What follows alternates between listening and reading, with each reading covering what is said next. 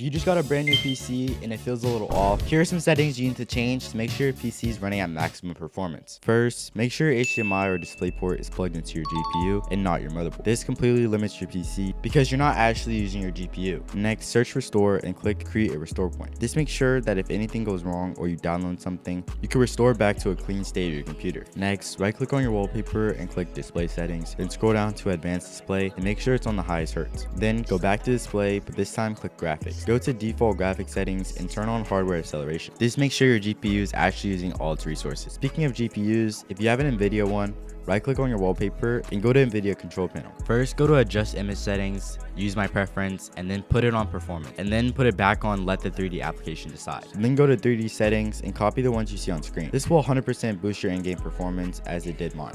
Next, go to Windows settings, click gaming, go to Xbox game bar, and make sure this is off. Trust me, you do not need this. Then go to game mode and make sure this is on. It will definitely give you a few extra FPS and help you out when you're playing games. Now for some tiny but important things. Click Ctrl-Shift-Escape on your keyboard and this will bring up Task Manager. Then go to Startup Apps and make sure almost all of them are disabled. They just take up a lot of extra resources. Next, search up Adjust, click the first one and copy my settings. Trust me, you don't need half of the stuff on here and it really does help your PC. Now go to Control Panel and click Power and make sure you're on the highest power out because a lot of the time your PC isn't using its full power potential. Of course, for the last one, make sure whatever game you're playing is on the best settings. This is what I'm running on Fortnite and as you can see, I'm going absolutely crazy. So subscribe if this video helped you and I'll see you soon.